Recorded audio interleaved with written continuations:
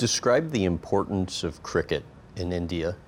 The importance of cricket in India is huge.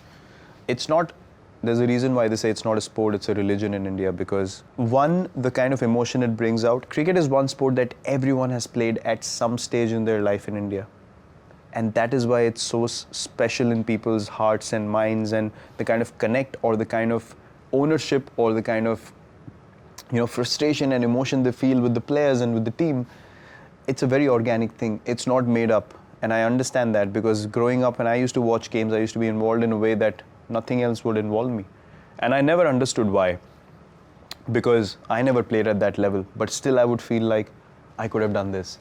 And people actually feel like because they played at some level, the guy shouldn't have done this, he should have done that. But that comes from a very pure source. 90% of cricket fans are apparently in the Indian subcontinent. I understand Bollywood will not release a movie during the 7-week IPL season. To what extent do you think the IPL in India is similar to the NFL in America in terms of passion? It's huge. The IPL has become that one tournament where for 2 months, people just look forward to it being 8 in the evening, and they just sit together and watch. We as playing for one franchise, we watch other franchise play, and we get so excited watching the games, and we get fascinated by it. And I can imagine people who are not even involved in the tournament, what entertainment it brings for them. So I think the potential is endless. I believe that IPL is just a platform for you to express your skills and to get better at what you're doing, because it's so highly competitive. But I think the intention should always be to want to play for your country. How would you best explain cricket to an American audience that's generally unfamiliar with the sport? It's I've heard a few American people have come to IPL and they've sat down the whole length of the game and tried to understand the game fully, and still they'll leave a bit confused. So I think it's basically, if you understand the basic essentials of the sport and just watch it for the entertainment of it, you'll be very entertained and you'll be fine.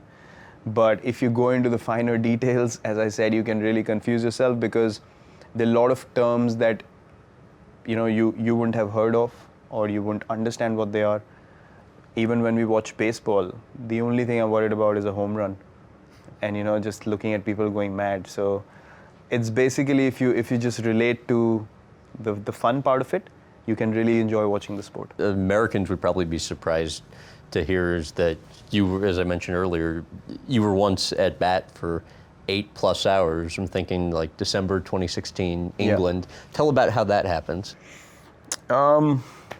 It happens in a very different way. You have a lunch break, which is 40 minutes between play, and then you come back and play again, and then you have a tea break, which is 20 minutes between play. Why they call it test cricket is because it tests you physically and mentally over 5 days. It's not a thing that starts at one time, ends at one time, and you get done with it and move on. This is a game that lasts 5 days. Yes, it does. So the beautiful thing about that is, and people find it so bizarre, that how can one game, one match in a sport go on for 5 days?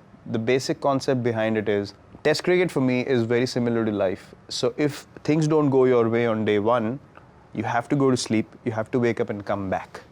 There's no option of forgetting about it, there's no option of leaving it behind, there's no option of I don't want to do this anymore, because if you don't turn up, you're left with 10 men and you're out of the team. So you have no option but to keep coming. Even if you do well, you have to wake up the next day, work hard all over again.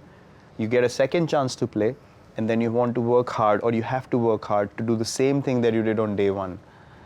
And ups and downs through the game. Sometimes you're just batting for 3 hours, not scoring a run. And sometimes life is about that, just being there, just hanging in there, and then wait for your time and then capitalize on it. So it teaches you so many things if you take it in the right way.